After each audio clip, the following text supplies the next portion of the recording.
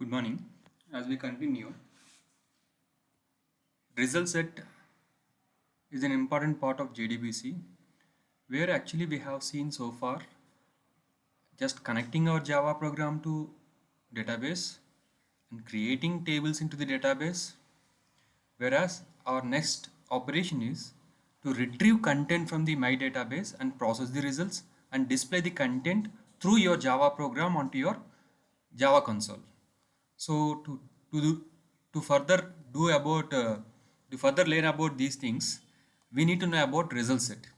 So this is a simple program explaining how we can get the content retrieved from the database and process it and display it upon our Java program.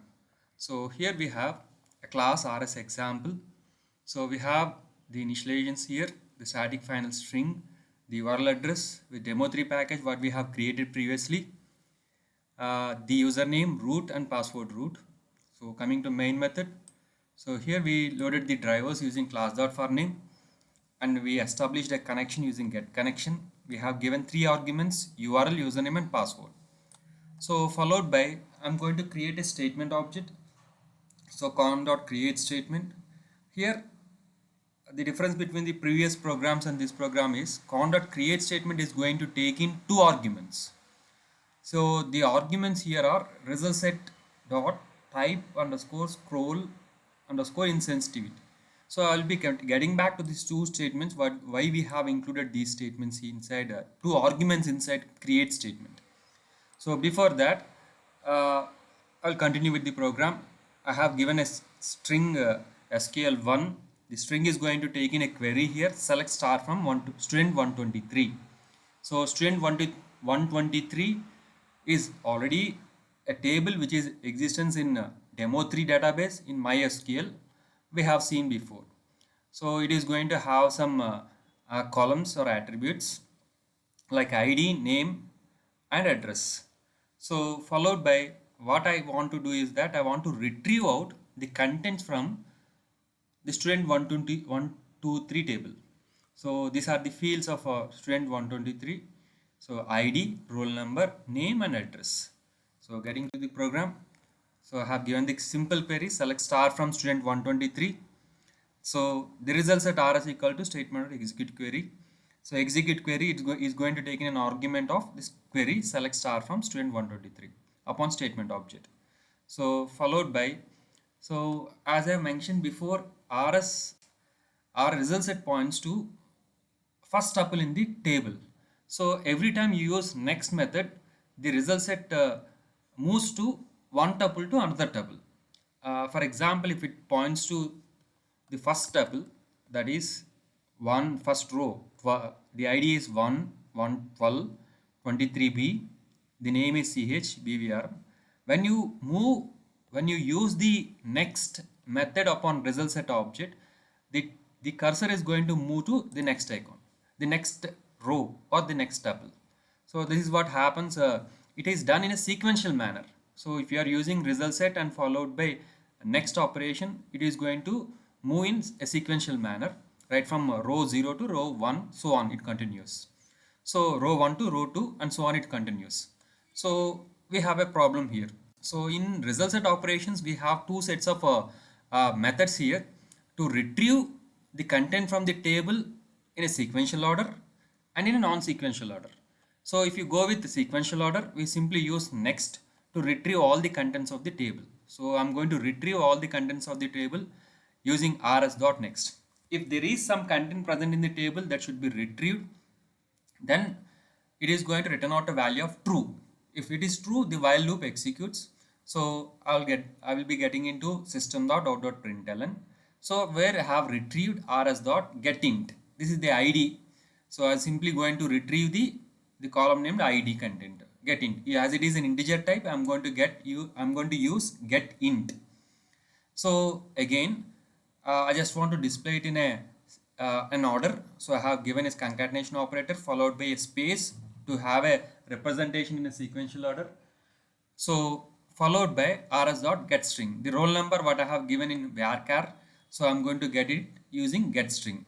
Similarly, a space, concatenation operator, get string, again the name. The column label is name, followed by the address. Again I'm going to use get string. So after moving the cursor from one tuple to another tuple, I'm going to retrieve out all the content in the table which got received from MySQL database. I'm going to display all these things into my Java program using system.out.println statement. So followed by, I'm going to use system.out.println second row. So the first, all the content I got retrieved and I have printed using system.out.println. Okay, and followed by here, one more content I have added to this particular program is that I just want to add or retrieve only the second row of the table that got saved in the MySQL database, only the second row. So I'm going to use the method absolute. So the second row, 2 is an argument here. So I have passed an argument 2 such that I'm going to retrieve only the second row. Okay, rs.absolute. So it is going to rs result set reference. It is going to work on result set reference rs.absolute 2. So system.out.println. So I'm going to use rs.getInt again, get string, get string and get string. So here I'm going to use simple if statement because I'm going to get in only one tuple, that is the second row, only one row, that is the second row from the table. So let us see how this program is going to work with so I have mentioned previously, I have used this constant like r result set dot type scroll insensitive. This is just because, so these are the navigation rules. The type scroll insensitivity is a navigation rule. So by default, database results are they are one way. So we are going to use next dot next next to retrieve the content in a one way. So if you want to unlock random access movements methods, we'll be going with absolute or previous or first or last. So here I want to retrieve absolutely the second row from the database table. So I have used the random, not random, unlock the random access. These are the methods: absolute, first, previous and last. So I'm using absolute to retrieve the second row in the table. So I'm going to use rs.absolute such that I'm going to, so to mention that I'm going to use I'm going to follow a unlock random access. I'm going to have mentioned these parameters like type scroll insensitive and conquer read only. So these are the must added values or must added attribute arguments to the create statement such that we are going to use the absolute method here. So if you want to use the absolute method or first or previous methods, next methods, we have to use these values, these arguments, results or type scroll insensitive and results or conquer read only. So let us see what happens if you go with the execution of this particular program. So I'm going to debug and run it.